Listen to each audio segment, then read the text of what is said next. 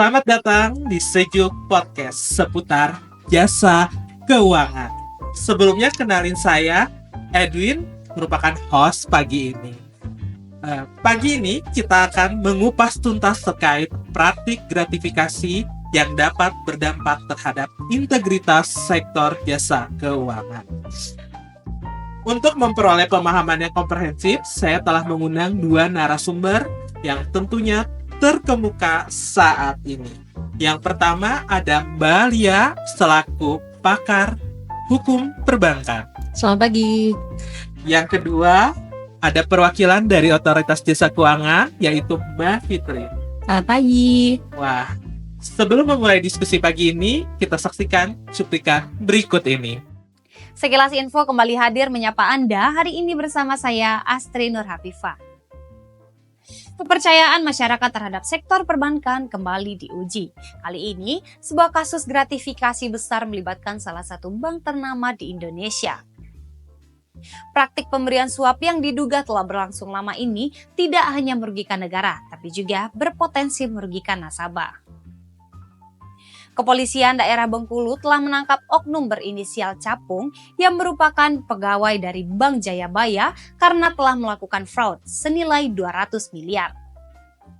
Yang bersangkutan telah terbukti menerima suap dari PT Laba-Laba senilai 2 miliar karena telah membantu pencairan kredit fiktif. Kasus ini tentunya menjadi pengingat bagi kita semua pentingnya menjaga integritas dalam dunia perbankan. Sekian laporan hari ini. Terima kasih dan sampai jumpa. Bicara soal praktik gratifikasi, tentunya ada pihak yang memberi dan ada pihak yang menerima untuk memperoleh keuntungan tertentu. Nah, biasanya di dunia perbankan ada seseorang yang bisa mendapatkan keuntungan tertentu melalui pemberian kepada oknum. Nah, sebelum memasuki itu, kita coba tanya Mbak Lia terkait praktik gratifikasi secara aspek hukum perbankan. Ya, baik. Terima kasih Bung Edwin. Ya, jadi sahabat sejuk, gratifikasi perlu dipahami ya itu apa. Gratifikasi itu adalah sebuah pemberian ya, bahasa harfiahnya sebuah pemberian. Jadi segala bentuk pemberian itu namanya gratifikasi. Mau pemberian uang, pemberian barang, atau pemberian kemudahan-kemudahan atau fasilitas yang menguntungkan pihak tertentu. Nah, itu semuanya dinamakan gratifikasi. Namun perlu sahabat pahami bahwa gratifikasi itu ada yang diperbolehkan dan ada yang tidak diperbolehkan, yaitu gratifikasi yang mengandung unsur suap. Nah, di mana kalau suap itu berarti pihak yang diberikan gratifikasi itu akan melakukan sesuatu, menjanjikan sesuatu yang biasanya itu ada hubungannya dengan pekerjaannya. Seperti itu. Berarti disuapin pastinya ada janjinya dong. Betul, ada janji-janjinya lah. Aduh, janji manis ya. Iya. Nah, itu sekiranya kalau di perbankan sendiri praktik-praktiknya seperti apa ya? Nah, kalau di perbankan itu perlu sahabat sejuk ketahui bahwa perbankan itu kan industri yang kompleks ya.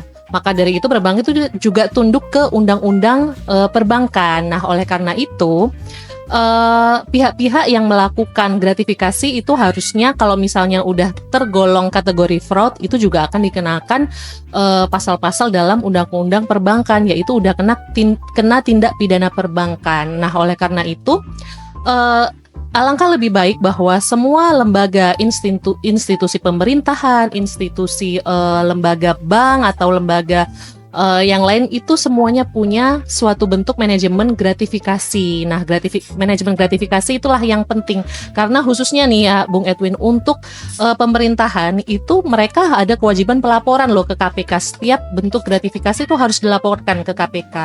Nah, seperti itu. Apalagi di perbankan nih, itu harus dipahami bahwa ada tindak pidana perbankan di situ. Bicara soal pemerintah dan perbankan, sepertinya kita ada ahlinya juga yaitu Mbak Fitri ya.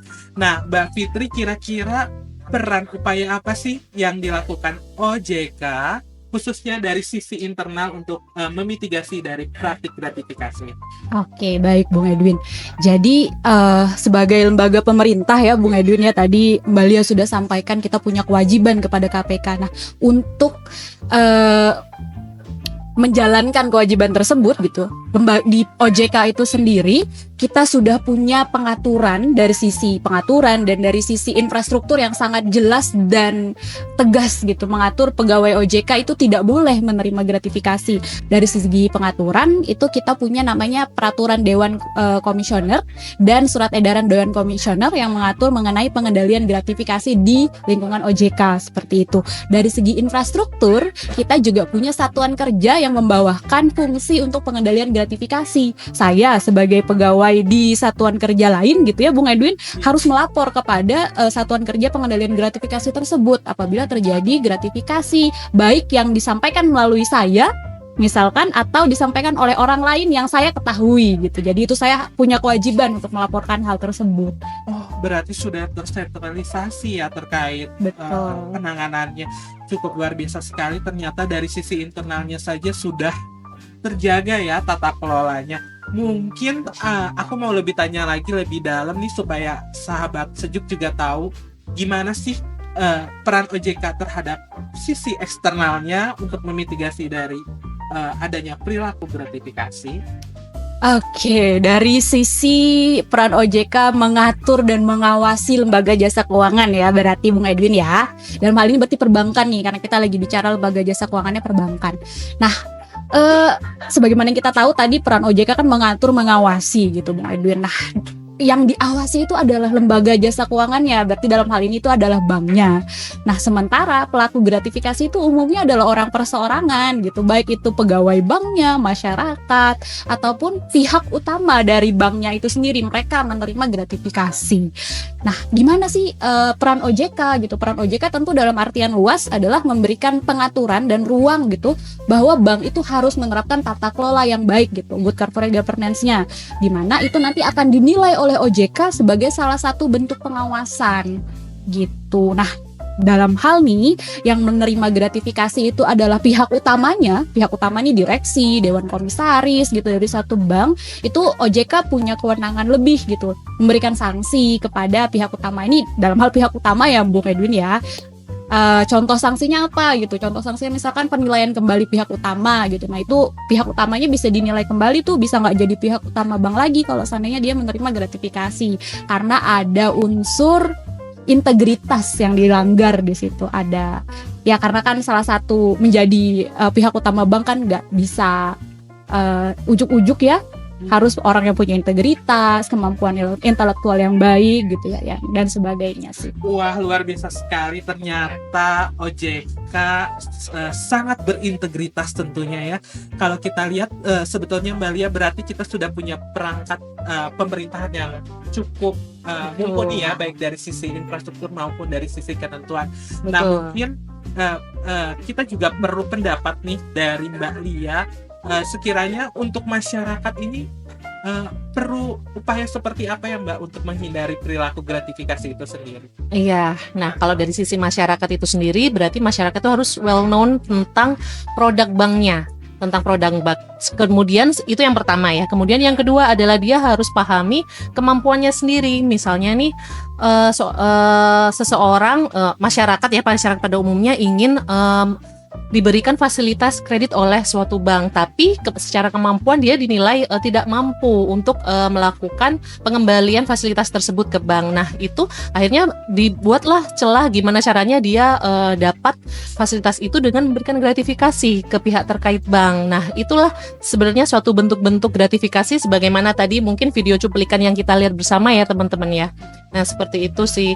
Harus yaitu 2 poin sebenarnya. Yang pertama harus tahu produk bank, dan yang kedua harus tahu kemampuan dari diri sendiri, seperti itu. Nah, bicara soal itu tentunya ada undang-undang yang mengatur dong. Betul.